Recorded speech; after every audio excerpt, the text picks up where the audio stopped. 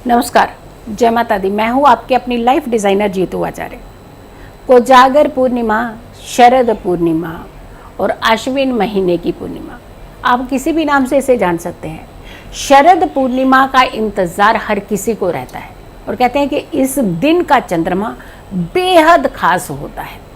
इस दिन का चंद्रमा आपके जीवन की बीमारियों को ख़त्म करता है, आपके डिप्रेशन को ख़त्म करता है, आपके जीवन की आने वाली किसी भी फ्लक्चुएशन को, यानी फ्लक्चुएशन क्या होता है कि कभी ज़िंदगी बहुत अच्छी चल रही है, एकदम से कहीं मुड़ गई, यानी कुछ भी ऐसा होता है जो आपने कभी कल्पना ही नहीं की होती और जिससे आपका हमेशा दिल मन खराब होने लगता है, यानी आपका मनोबल गिरने लगता है।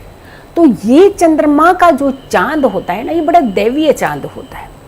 16 कलाओं संपूर्ण होता है, पहली बात। दूसरा, अमृत वर्षा का चांद माना जाता है। अब ये व्रत कब है?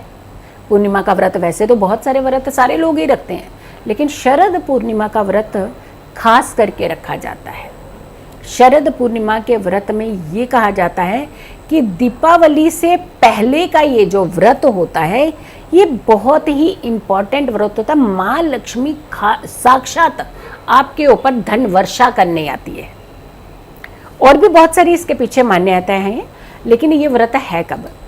9 अक्टूबर को पड़ने वाला ये व्रत, शरद पूर्णिमा का व्रत, आश्विन के महीने का व्रत, शुक्ल पक्ष आश्विन का महीना और साथ के साथ शरद पूर्णिमा, इसे कोजागर पूर्णिमा भी कहते हैं, हम कोजागरी पूर्णिमा भी कहा जाता है।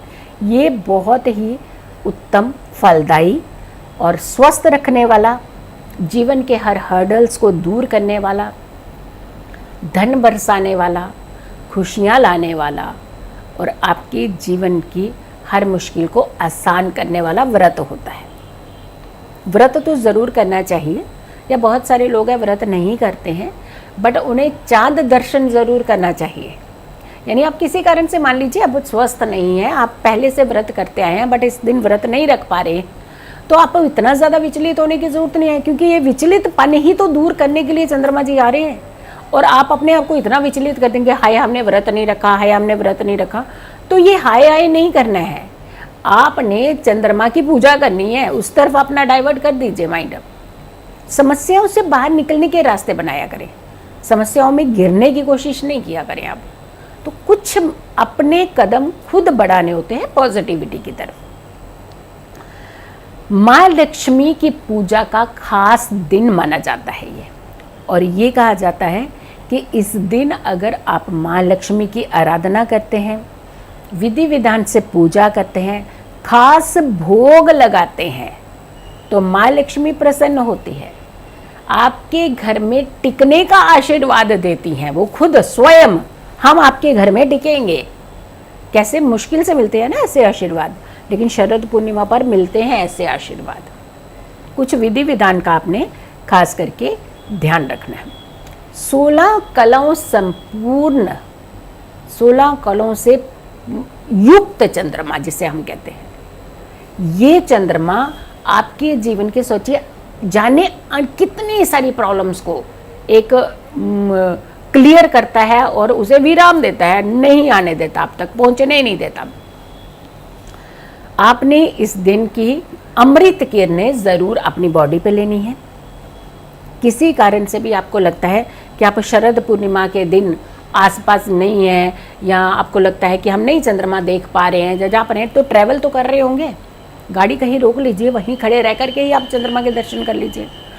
इस दिन का चंद्रमा जो होता है धरती के नज़दीक होता है, कहते हैं काफ़ी, इसलिए आपको काफ़ी बड़ा और पूर्ण दिखता है। आपने देखा होगा, अक्सर आप चंद्रमा देखते हैं तो आपको इतना नज़दीक नहीं दिखता, इतना बड़ा चंद्रमा नहीं दिखता है।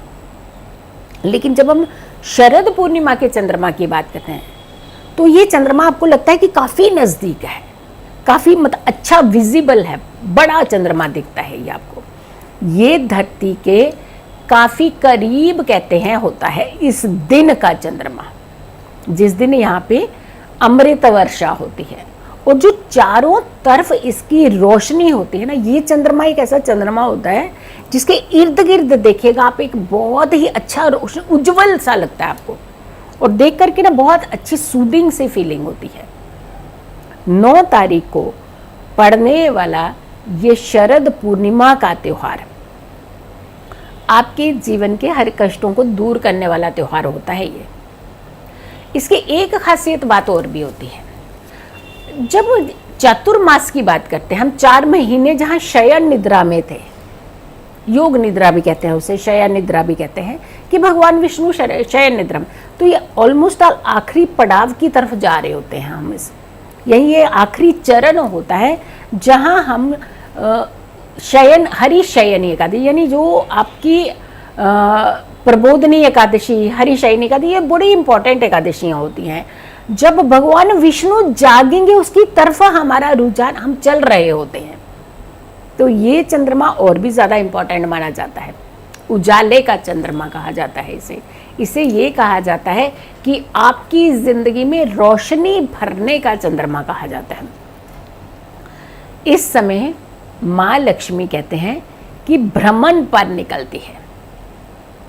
जैसे भगवान श्री हरि विष्णु शयन कर रहे होते हैं, लेकिन माँ लक्ष्मी शरद पूर्णिमा के दिन ये कहा जाता है कि माँ लक्ष्मी भ्रमण कर रही होती हैं।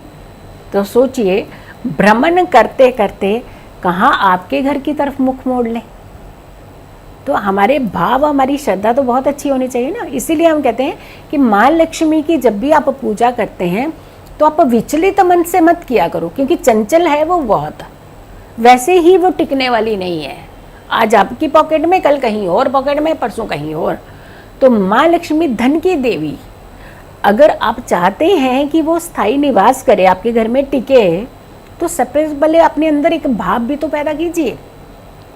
वो तो निकली है भ्रमण पर, जाने किस घर की तरफ उन्होंने मुख मोड़ना है, मेरे घर की तरफ आना है, किसी और घर की, यानी आपने ये देखना है कि माँ आपको कैसे अट्रैक्ट कर सकती है या आप माँ को कैसे अट्रैक्ट कर सकते हैं। वैसे तो माँ तो आपको अट्रैक्ट करती है, क्योंकि लक्ष्मी की तरफ हर कोई अट्रैक्ट होता है। आप कैसे माँ को अट्रैक्ट कर सकते हैं, आप कैसे माँ का आशीर्वाद पा सकते हैं। तो आपने आज के दिन इस उपलक्ष्य में, खास करके इस दिन, ये डे बड़ा इम्पॉर्टेंट हो जाता है शरद पूर्णिमा का। 9 अक्टूबर में मनाया जाने वाला ये शरद पूर्णिमा का त्यौहार बहुत अच्छे योग हैं। ध्रुव योग है इस दिन, उत्तरा भाद्रपद नक्षत्र है और बहुत शुभ दिन माना जा रहा है, जब आपने माँ लक्ष्मी का आगमन अपने घर में करना है, चंद्रमा के दर्शन करने हैं, चंद्रमा की विशेष पूजा करनी है। बहुत सारे एक ऐसे वीडियोज़ मैं लेकर के आऊँगी जिसमें आपको उपाय बताऊँगी, और इसके अलावा खास विधि बताऊँगी चंद्रमा को प्रसन्न करने की, खास समस्याओं से बाहर निकलने के लिए कि आप किस तरीके के उपाय जो हैं आप माँ के कर सकते हैं, माँ लक्ष्मी को प्रसन्न करने के लिए कर सकते हैं। और इसके अलावा चंद्रमा के आप कैसे दर्शन मात्र से अपने सारे कष्ट दूर कर सकते हैं। तो ये सारी वीडियोस तो मैं आपके लिए बनाऊंगी, लेकिन आपने ये ध्यान रखना है 9 तारीख को पड़ने वाली जो पूर्णिमा है ये बेहद अच्छी पूर्णिमा है। अब इसकी तिथि की बात जान लीजिए कि तिथि कितने से कितने, क्योंकि इंपॉर्टेंट होता है तिथि को समझना। 9 तारीख को जो तिथि आरंभ हो रही है, शुरू जो सुबह आरंभ हो रही है तिथि, वो तड़के सुबह 3:42, अभी उस समय सूर्य उदय नहीं हुआ होगा। ये है 8 की रात्रि पड़ेगी, अगर हम रात्रि को काउंट करते तो 8 की रात्रि, लेकिन ये सुबह 12 बजने के बाद ये 9वीं तिथि लग जाती है, 9 तारीख लग जाती है। तो 9 अक्टूबर को सुबह 3:42 पर जो तिथि है वो शुरू हो रही है। संडे का दिन है, रविवार का दिन है। वहीं ये तिथि जो समाप्ति होगी 10 अक्टूबर को 2:25, ये भी सुबह तड़के। अब देखिए, सुबह उदय पर भी आपको पूर्णिमा तिथि मिल रही है, और जब आप चंद्रमा के दर्शन करेंगे तब भी आपको पूर्ण तिथि मिल रही है, पूर्णिमा की ही। तो ये दोनों का ये योग और संयोग जो है ये वैसे भी बहुत उत्तम है ना। उदय तिथि का भी वैसे कहते हैं कि महत्व बहुत ज़्यादा ये होता है कि हम इस दिन त्यौहार कर सकते हैं, लेकिन जब कहते हैं दोनों समय पे तिथि मिल जाए, और खास करके चंद्रमा की जब बात आती है तो रात्रि की पूजा की बात आ जाती है, रात का चंद्रमा देखने की बात आ जाती है, विधि विधान की बात आ जाती है।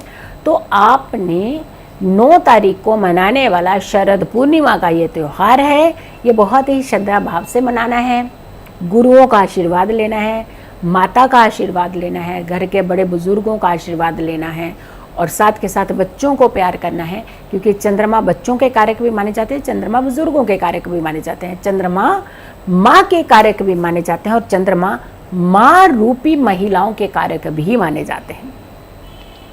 तो आपने विधिवत पूजाएं तो करनी है, सब करना है, लेकिन आपने ये त्यौहार जो है ये आपने 9 तारीख को 9 अक्टूबर को ही मनाना है। मेरी इस वीडियो को ज़्यादा से ज़्यादा लोगों तक ज़रूर पहुंचाइएगा और अगर आप लोगों ने चैनल सब्सक्राइब नहीं किया तो ज़रूर कीजिएगा, वीडियो शेयर कीजिएगा। मेरी आने वाली वीडियो का इंतज़ार करें। तब तक के लिए नमस्कार।